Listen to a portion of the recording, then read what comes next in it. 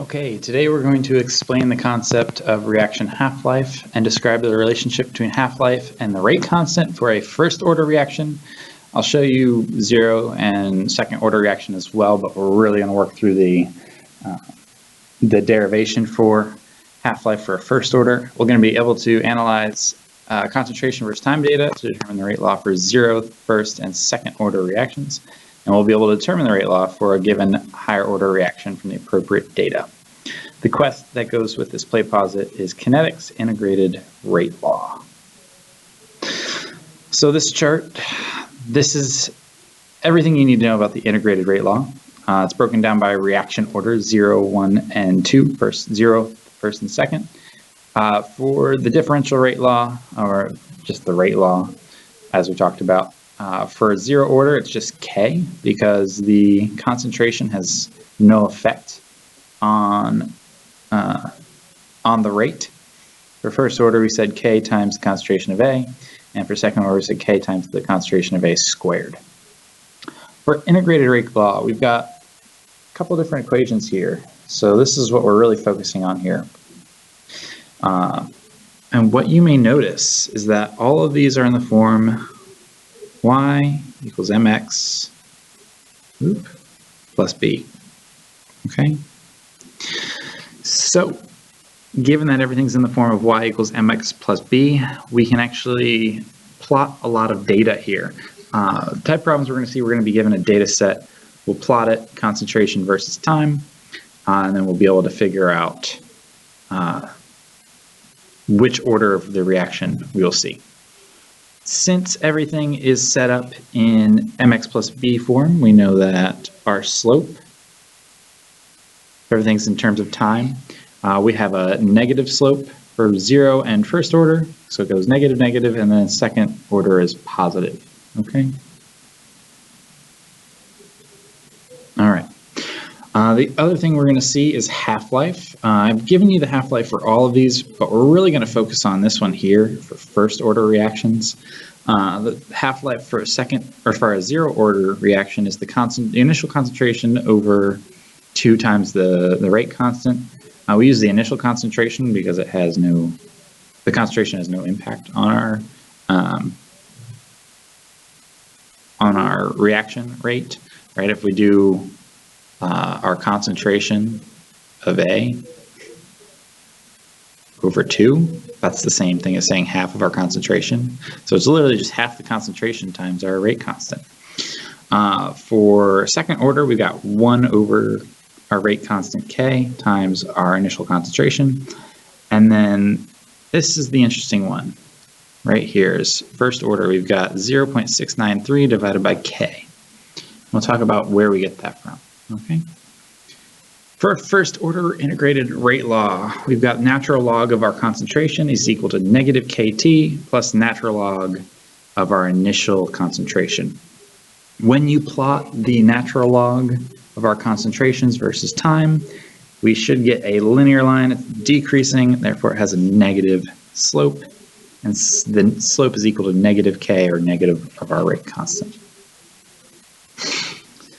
So for the first order process, and this looks crazy, we're going to walk through step by step. Half-life for a first order process. We have to make the assumption that at time t equals 1/2, or time 1/2 for t, which is the time that a half-life occurs.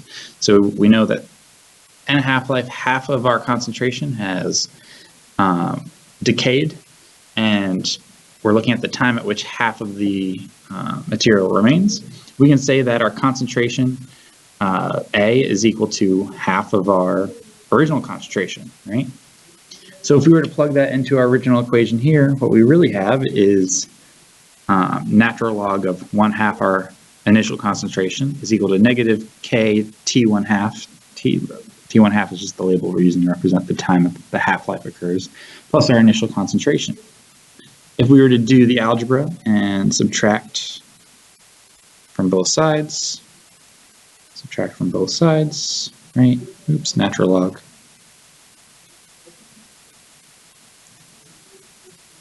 We get this thing down here.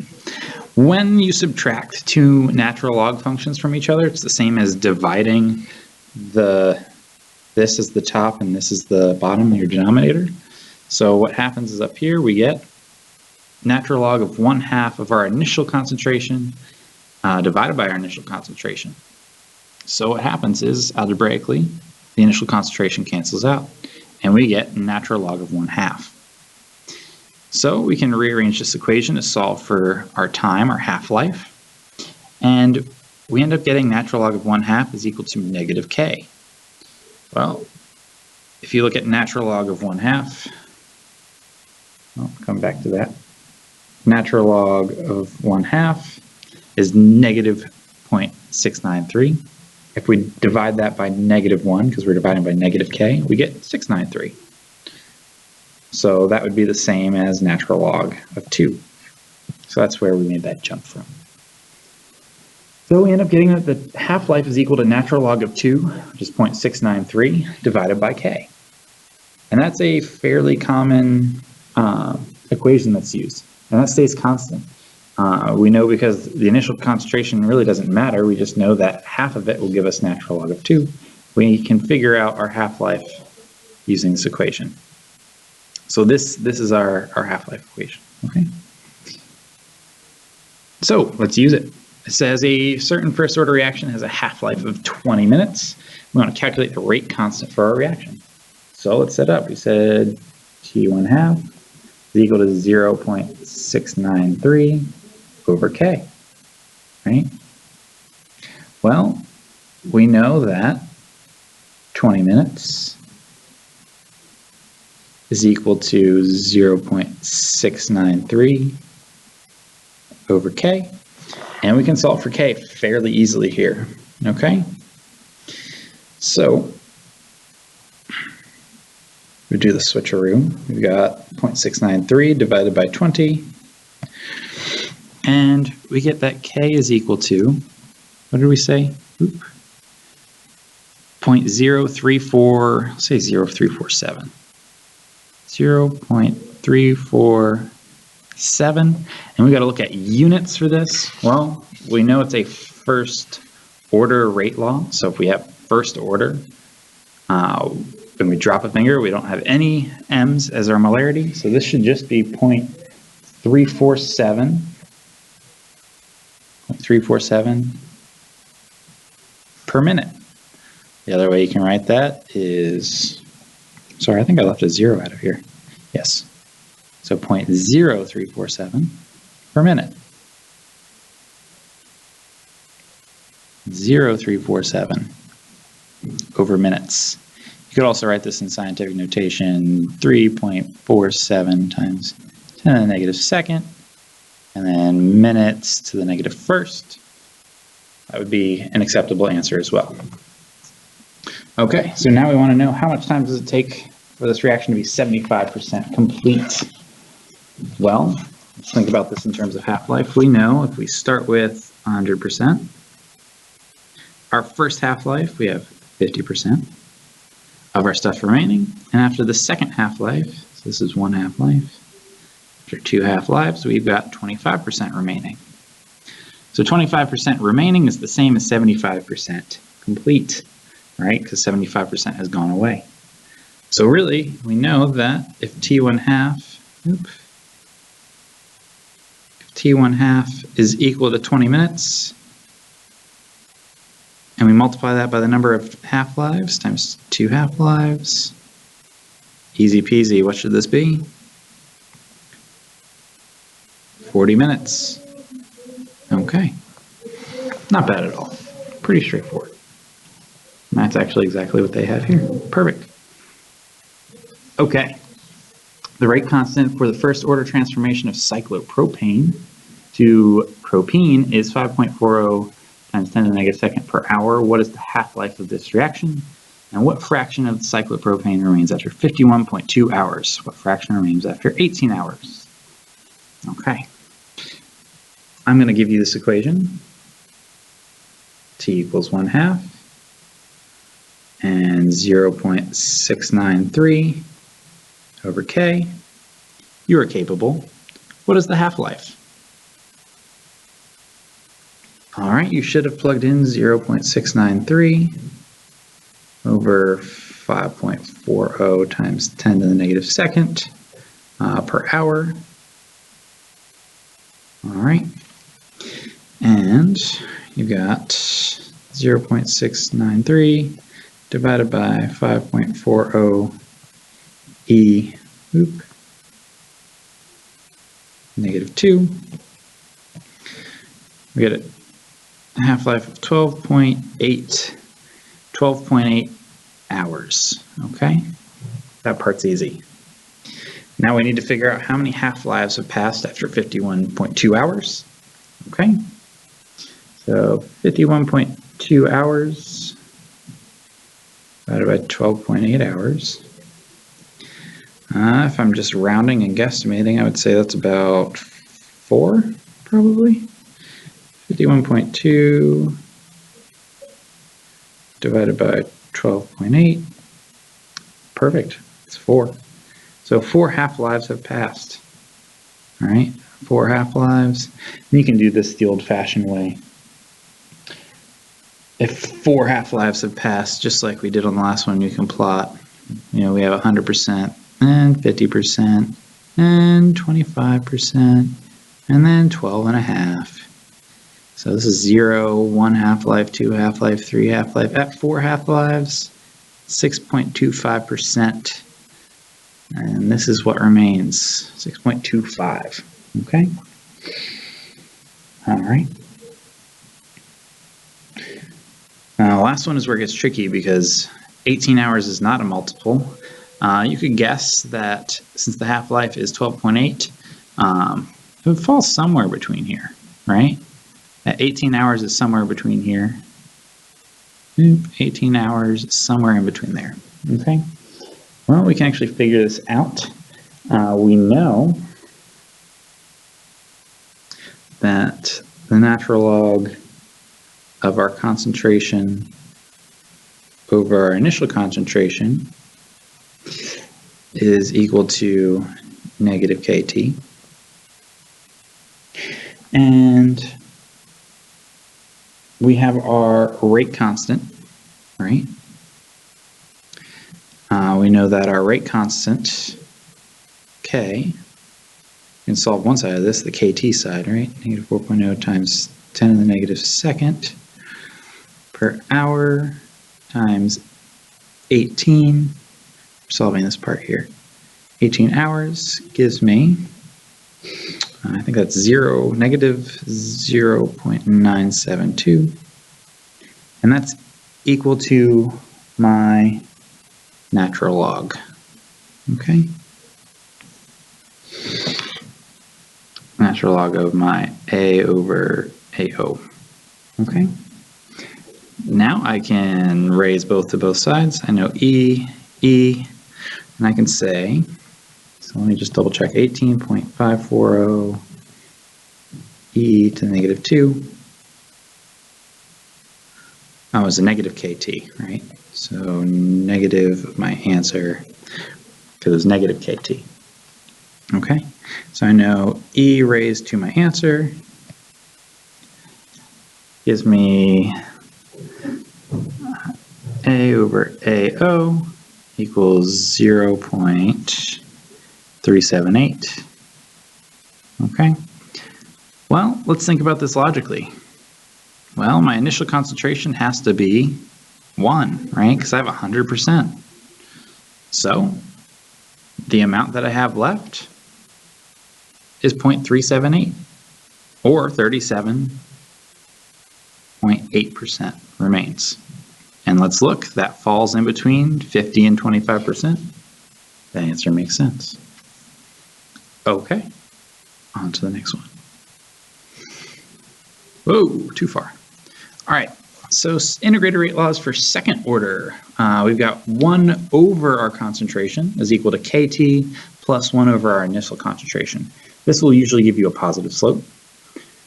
And I put the half-life here. You can refer back to this, but we won't do too many calculations with that. I'm primarily looking at this relationship here.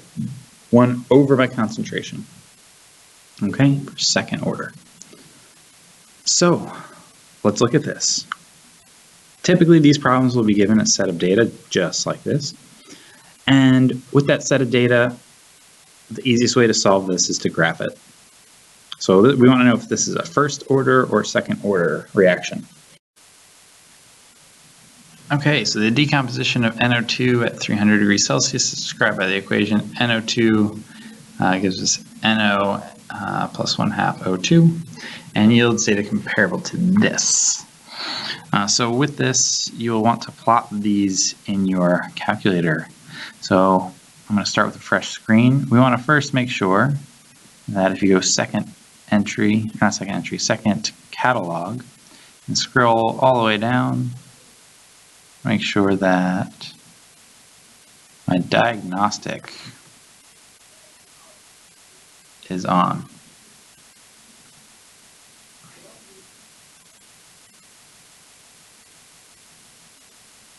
So diagnostic on, okay. And we go to second stat. That gives us our, not second stat, just stat. Stat edit. I had a bunch of things in my list before, so I'm going to go up to the top, clear them. Clear. Okay. So I'm going to put my data in 0. I'm going to put my time in my list 1, that's my X. Oops, sorry, that should have been 200, I was misreading. Nope. All right, and I'm going to put my next data in 0, 0, 1, 0, 0. And 0, 7, 8, 7, 0.00649, 0.00481, 0.00380. Okay. Let's go through and transform our data. Okay. So natural log in my L3 column second list. I'll do L2, which is my concentration. Press enter. Those all show up there. And also go to L4, do second list. Sorry, I can do 1 divided by second list. And my concentration, L2. Okay. So, a couple of things. One thing I can do is when I go to stat, I can go to calc and hit linear regression. I can tell it to calculate the regression line for the two lists that I want. So L1 is my X, L2 is my Y, and I want this line to be plotted on my graph. So I'm going to go over to variables, function, Y1, and I'm giving my regression line 0.927 is my R² value. It's not pretty good, but what I can do is I can come over to second. You see by putting a Y1 there, it placed that equation in my Y1. If I go to second stat plot, I can see plot 1 is on, and I have L1 and L2 set to plot there. But I graph, and you can't really see anything. So I like to click on zoom, and I like to go down to zoom 9. Zoom stat's pretty good. All right. And I graph that. There's no way that thing is a straight line, so we know it's definitely not first order. So back to the drawing board.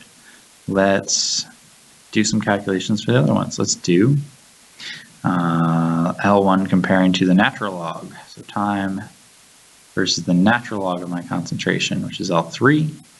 And I still want to put it in Y1. This time it's going to replace my previous equation. Boom. 0.98. It's getting better. It's getting better. It's not quite 100%. If I go to second stat plot, I see that. So I've already put this in here. You might have to change it, but plot 2 is off, but I want it to be on. I want plot 2 to be on, and I want it to be L1 and L3. All right. So I can go back to Y and make sure plot 1 is off. I just want plot 2. And I'm going to graph it. And I don't see much. That's okay. Zoom 9 is your best friend. Zoom stat. Ooh. Okay, this one's getting better, but not quite where we want it to be. So this is probably second order. But let's go back and confirm. list L1, L2, or not L2, sorry, L4. What am I doing? L4. And got my function, Y. Nope. Forgot to put my comma in. Okay, second insert comma. Better. Ooh, that one is on the money. So let's check. Stat plot. I want to turn L1 and L4 on. That's the one I want. And I can turn my plot of L1 and L3 off. I can graph it. It's not going to show up, so I can do zoom 9. Boom, and that's perfect. And this is second order because that plot showed me a linear line. Now, I can also go back and look. My A value is my slope. So I know here that 1 over my concentration equals KT plus 1 over my initial concentration, right? So my slope, this is my A. If we set this up equals Y equals mx plus b. In the calculator it says ax plus b. It's the same thing. My slope is given to me. That's my rate constant, 0.543. So here, you could even say that k is equal to 0.543. It's second order. So if I drop a finger, I would have 1 molarity in my thing, and then per second. Okay. They didn't ask us to calculate the rate constant, but it's pretty easy. So I just wanted to show you. Okay, let's do it again. So this is actually just some directions to help us with our graphing calculator. This recaps what I just did. I did L1 in my x for my x variable, L2 is my concentration, L3 is a transformation I did with the natural log of my concentration, and L4 is my reciprocal of my concentration, 1 over A. If I graph L1 and L2, I should get a straight line. If I get a straight line, it's 0 order. If I don't get a straight line, move on to the next one, L1 and L3. Straight line would give me first order, and if it's L1 and L4, straight line means it's second order. Okay. One of the things I did at the beginning there was this step, turn diagnostic on. If you don't, you won't be able to see your R squared value, and the R squared value helps you tell which is which. The rest of these are just directions, and these are things I did, but you may want to review them for your graphing calculator. You can also do this in Excel or Google Sheets. The tricky part is determining y given x and x given y. So with those, it's a little bit more challenging.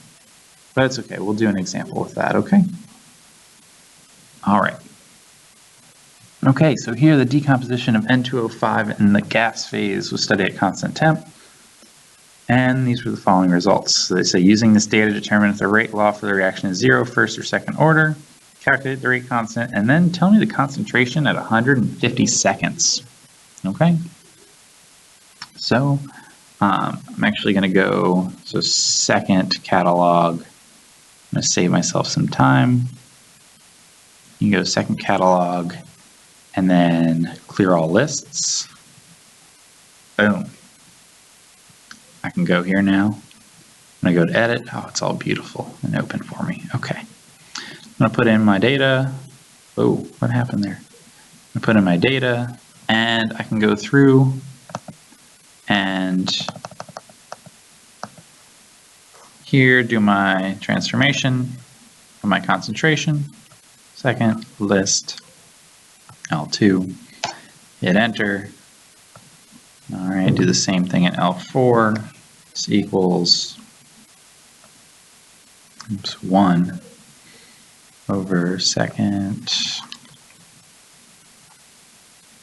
L2. Okay, and now I can graph them.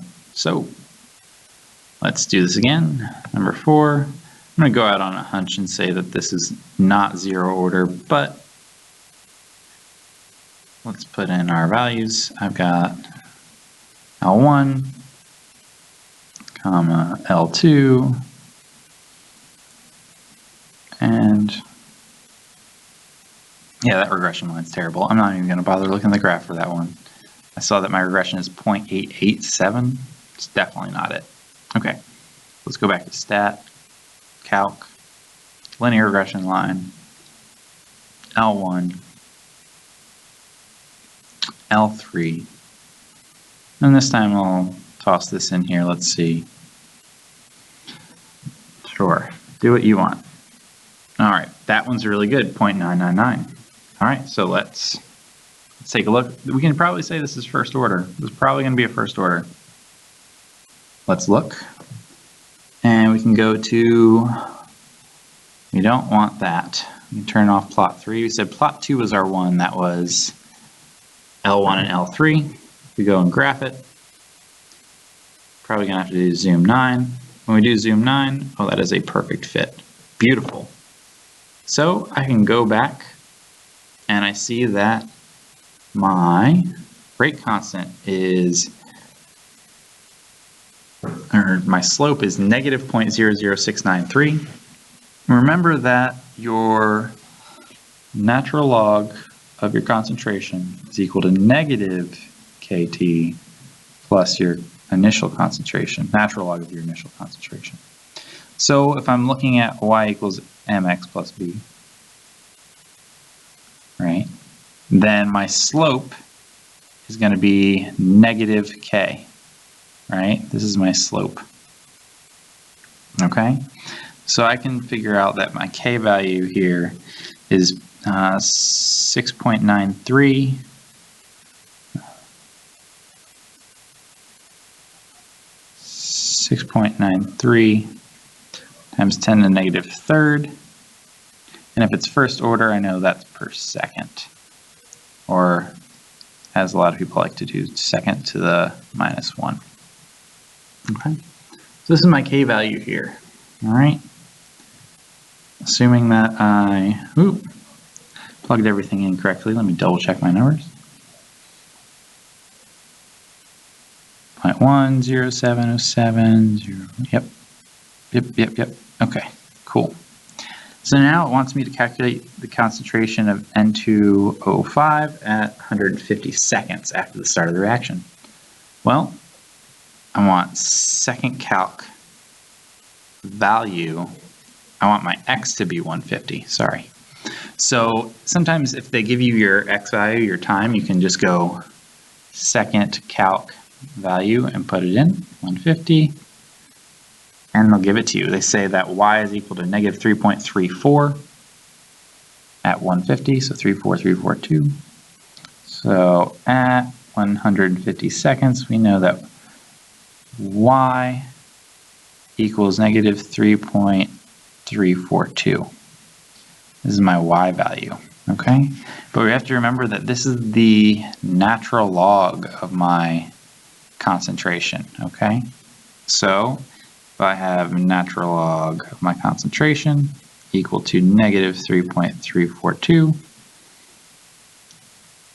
I can raise that to the e and get my concentration of A, okay? So let's do that.